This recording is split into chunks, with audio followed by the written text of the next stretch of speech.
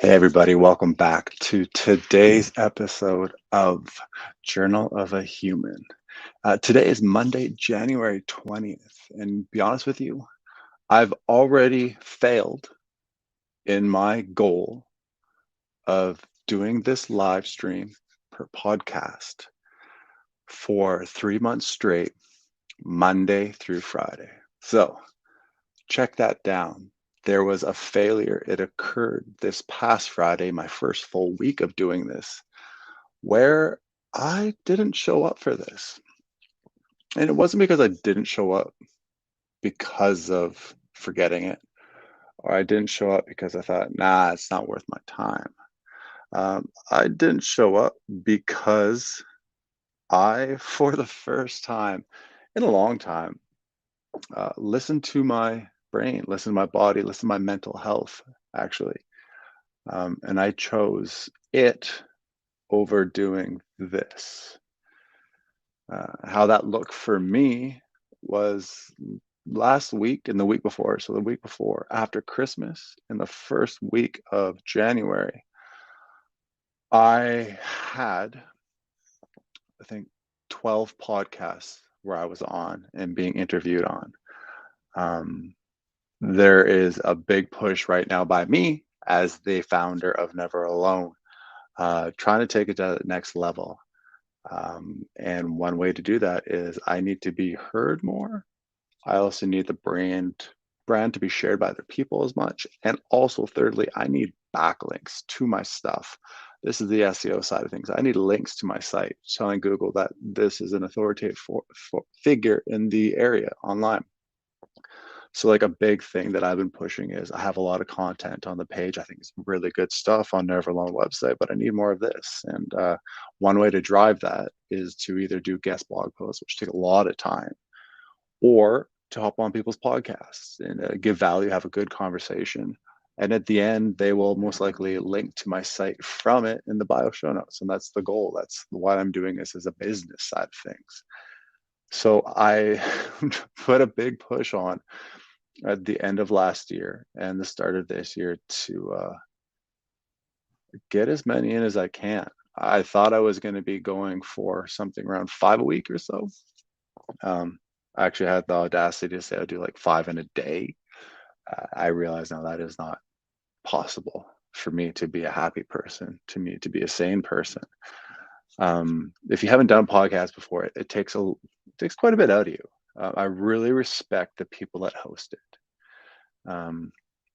For first of all, I am not like I can talk with y'all and have a conversation staring at myself in the video or listen myself, but to actually engage with someone and to think about what they're going to say and to react to what they say to me and try to help keep the conversation going is it's hard for me. It is a lot of work. It drains my energy. Um, I am naturally a introvert. However, some people don't believe it at all. The way I do these things, and I show up so much online, and I do all this stuff. Um, really, my place of energy, my place of recharge, is when I'm completely by myself. No one even in the room with me. I get like if someone's in the room with me, I'm not even speaking to them. It's still an energy drain. So by myself and doing that. So for me, hopping on to what day was it? I think Thursday. I did two podcasts, and they were both an hour and a half long. So it's 3 hours of speaking with someone who one I didn't know. So we had to kind of have to get quick connection quickly, and they both worked well. I was really happy with them, and I was really happy with the people and who I met, and we're going to keep chatting. But it's hard for me. It's not a comfortable situation. Second of all, is talking about mental health all the time is can be tiring and troublesome, and it can wane on your mental health. Being a mental health advocate. And thirdly, like the prep is for it. You have to make sure you're good. You understand what their conversation is about, what their podcast is on, and make sure you're ready. If it's gonna be video, like lighting, like right now, my lighting for this, I'm not very happy with this, but I'm dealing with this because I'm at home. My mom's in another room. This is the only thing I have.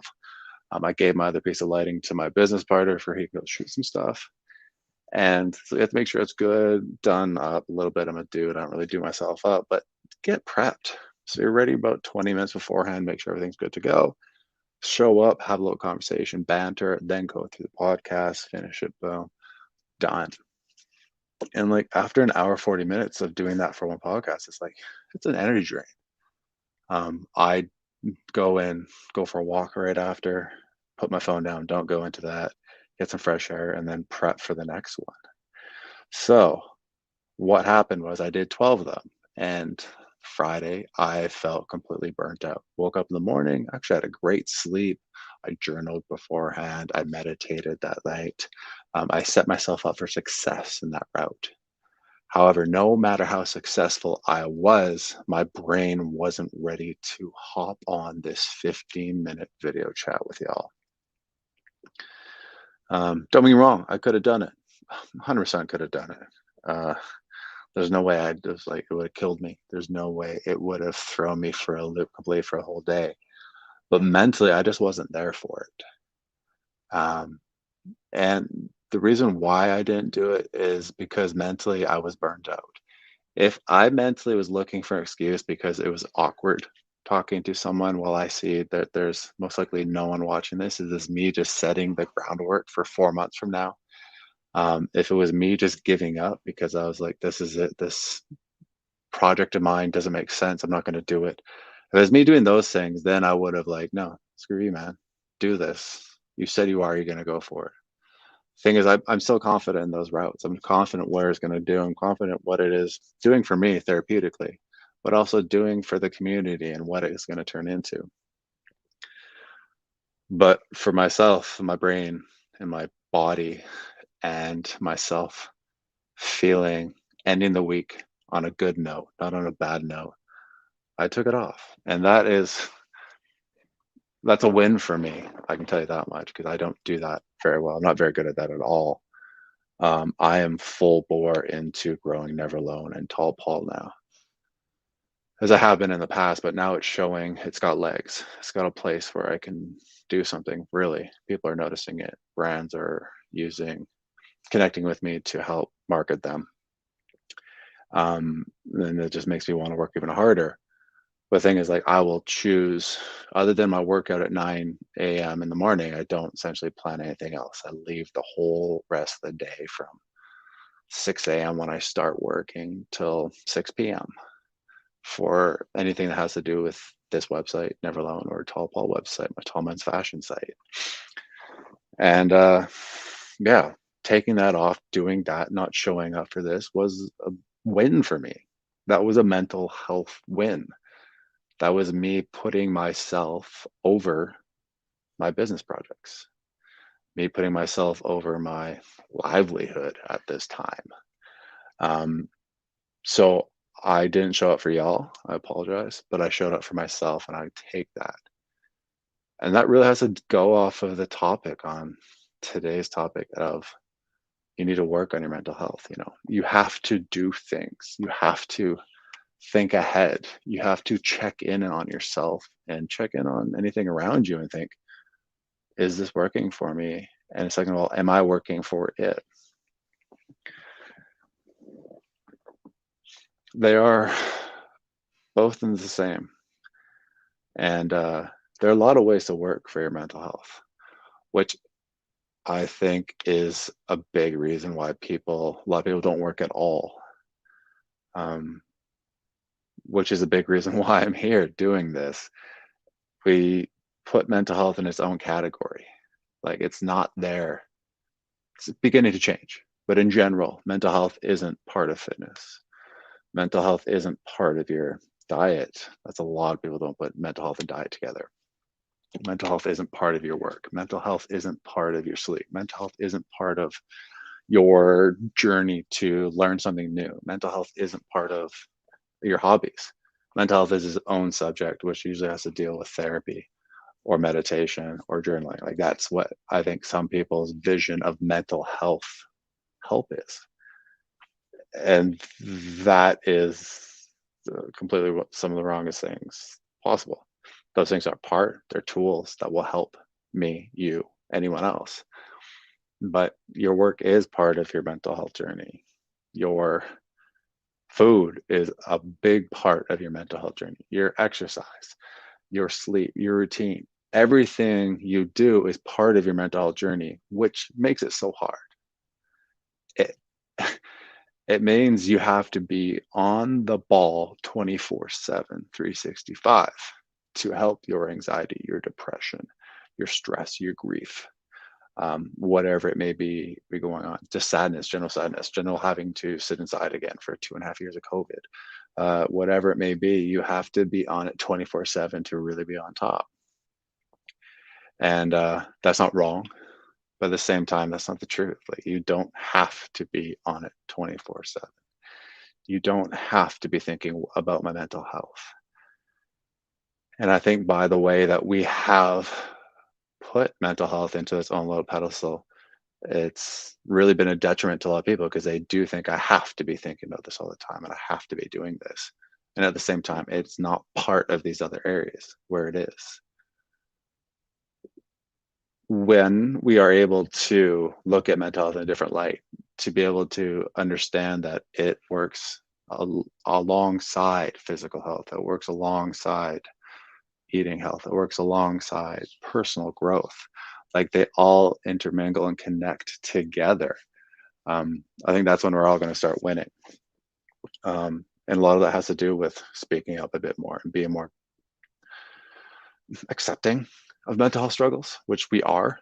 But I also think being able to talk about lightheartedly, laugh at things, because we all deal with them.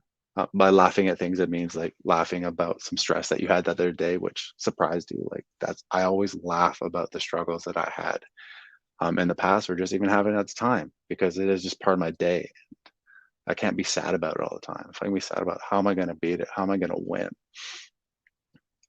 So yeah, mental health needs to be put on a different angle and different light, and that starts with you as the person and you as a friend, a family member, a lover, allowing yourself to have that one-on-one conversation with someone, your best friend, your boyfriend or girlfriend, your family parents, that you just haven't had before. That's where it starts. I think it also starts with our brands, big brands of businesses, not treating mental health like a